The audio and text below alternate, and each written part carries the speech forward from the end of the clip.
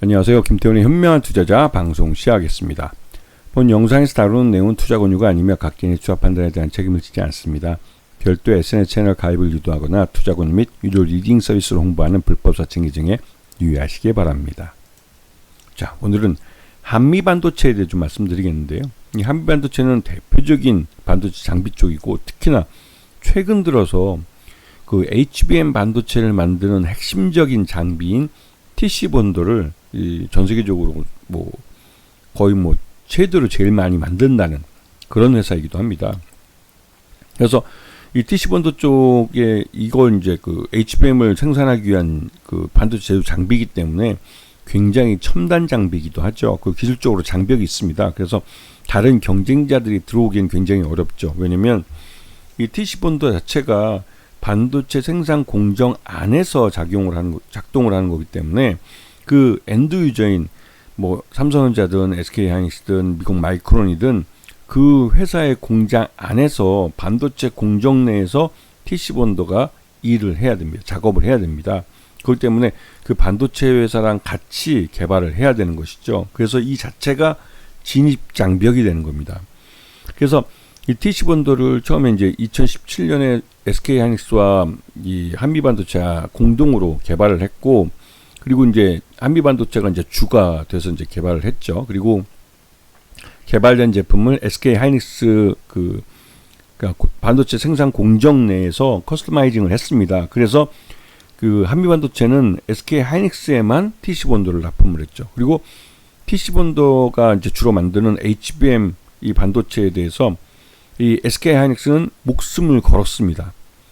기존 D램이나 낸드나 이쪽은 죽었다 깨어나도 삼성전자를 따라잡을 수 없기 때문에 새롭게 열리는 시장인 이 HBM 시장에 SK하이닉스는 올인을 했고, 그 결과가 2025년 지금 와서는 세계 최대 메모리 반도체 업체가 SK하이닉스가 돼버린 것이죠. 그러면서 이 한미 반도체는 이 SK하이닉스와 함께 동반해서 성장을 해온 회사입니다. 그래서 요번에 이제 TC 본도 4는 이제 HBM4를 생산하기 위한 장비인데 이것도 먼저 선행 쪽으로 개발을 완료한 상태입니다. 그만큼 이 선도 기술을 잘 개발하는 회사고 성장성이 있는 회사죠. 그래서 지금 현재 HBM3에 대해서 12단짜리를 만드는 TC 본도 같은 경우는 이 SK하이닉스 향으로 그 한미반도체가 그 독점에서 생산해서 작년까지 납품을 했습니다. 그런데 이 독점 구조가 올해 깨졌죠. 이 한화그룹의 한화세미텍이라는 회사가 이 TC 본도를 만들었고 개발을 했고 이거를 SK하이닉스에 납품을 시작하면서 이 이론상 그 한미반도체는 전체 매출액의 반을 이 한화그룹의 세미텍, 한화세미텍이라는 회사에 빼앗기게 생겼습니다. 그래서 이제 그 한미반도체 주가도 거의 한 19만 원까지 갔던 게 9만 원대로 반토막이 나버린 거죠. 거기에 솔직히 말해서 한미반도체 회장이 열받을 만합니다. 하여튼 이런 여러 가지 일 때문에 한미반도체 주가가 19만 원까지 갔다가 이제 9만 원대로 이제 폭락을 했었는데요.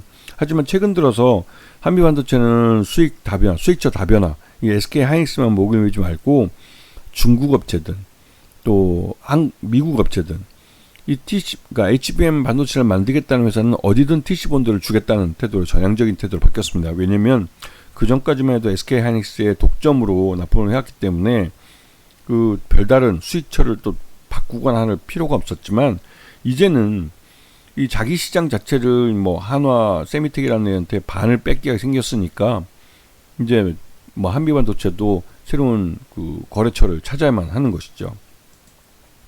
1분기 실적을 보면 사상 최대 실적인데 이게 작년까지 해서 납품했던 실적이 고스란히 넘어온 겁니다. 그래서 이제 전체 반도체 이쪽이 88% 이게 이제 HBM 만드는 TC 본도 쪽 매출이죠. 그 연결 포괄 손익계산서를 보셔도 확실히 수익 매출 외형도 커졌고 영업 이익도 커졌고 단기 순이익도 커졌습니다. 단기 순이익은 좀 줄었네요 보니까. 근데 그게 크게 걱정할 건 없는 것 같고, 다만 이게 이제 그 매출 외형이 줄어드는 걸 조심해서 봐야죠. 올해 이 한미반도체하고 이 한화세미텍하고 이 SK하이닉스가 사이좋게 반반씩 발주를 줬습니다. 하지만 이게 원래는 한미반도체가 100% 다 가져가야 될 발주였어요. 근데 이거를 뺏게 되니까 한미반도체 입장에서는 진짜 이 열받을만 하죠. 이거는 어떻게 보면 이거 SK 하이닉스의 갑질입니다. 물론 SK 하이닉스도 이 한미반도체의 영업이익률이 지금 보시면 아시겠지만 그 1473억 1분기 매출을 했는데 영업이익이 696억, 거의 반 정도가 이 50%예요. 50% 영업이익률이. 이건 좀 심했죠. 그러니 SK하이닉스가 납품 가격을 인하해 달라고 그러는데 요번에 이 하나세미텍한테 이 발주의 반을 뺏기니까 여기에 그 한미반도체는 기존 납품하던 TC본도 가격을 28% 전격적으로 인상해 버렸습니다. 그도 그렇게 그동안 뭐 독점이었기 때문에 가격 인상을 자기들이 자제해 왔다 그러면서 그 영업이익률이 50%가 넘으면서도 아니 50% 가까이 되면서도 뭐 대기업 그 납품처에 대해서 그 과감하게 그냥 지른 거죠. 그리고 실제로 유지보수 인력도 철수시켜 버렸습니다. 그러면서 기존에는 무료로 해주던 유지보수 이 비용을 이제는 내라고 유료하겠다고 이제 선을 뭐 일방적으로 해버린 거죠. 그만큼 한미반도체가 열받은 겁니다. 그리고 이렇게 할 수 있는 건 한미반도체가 이 TC본들을 거의 뭐 전 세계에서 가장 잘 만들고 가장 많이 만드는 회사이기 때문에 당장 SK하이닉스가 뭐 한미반도체가 뭐 말 안 듣는다고 하나세미텍으로 바꾼다고 해도 하나세미텍이 그 물량을 전체를 다 댈 수는 없어요. 그리고 하나세미텍이 그러면 한미반도체 수익을 가져가니까 그러면 그게 또 제2의 그 한미반도체가 돼버리는 겁니다. 그렇기 때문에 SK하이닉스 입장에서는 좀 미치고 환장할 노릇이죠. 자, 이 보시면 최대주 특수관계인이 54%, 전체 지분의 한 반 정도를, 반 이상을 최대주 쪽이 가져가고 있습니다. 그래서 국민연금 지급까지 포함하면 실제로 그 소액 지분은 36%밖에 안 된다는 소리죠. 그래서 이 한미반도체 같은 경우는 경영권이 굉장히 안정화돼 있어요. 그렇지만 이제 최근 들어서 이제 한미반도체 최대주와 특수관계인들이 이 보유 지분을 갖고 주식담보를 사용하고 있다는 게 알려졌죠.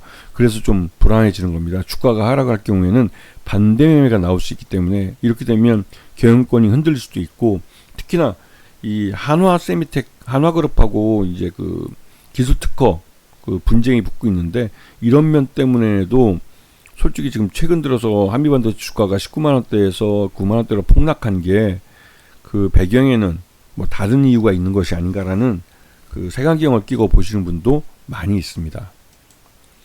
지금 SK하이닉스와 한미반도체 이 갈등 부분은 기본적으로 한미반도체가 SK 그 하이닉스와 함께 TC본들을 공동으로 개발을 해서 SK하이닉스의 그 뭐 독점 납품하고 있었는데, 여기에 이제 2022년에 한미 그 반도체 직원이 하나세미텍으로 이직을 했고, 그리고 이직을 하면서 이 하나세미텍이 TC본들을 그 개발하는 데 성공을 했습니다. 그러면서 이게 기술 유출이라고 한미반도체 쪽에서 하나세미텍에 소송을 걸었고, 그 소송 걸면서 1심과 2심 모두 한미반도체가 이겼습니다. 근데 그런 상태에서 SK하이닉스가 뻔히 하나세미텍이 이 한미반도체의 기술을 그 특허를 침해했다는 부분을 알면서도 이 SK하이닉스에게 TC본도 계약을 해버린 거예요.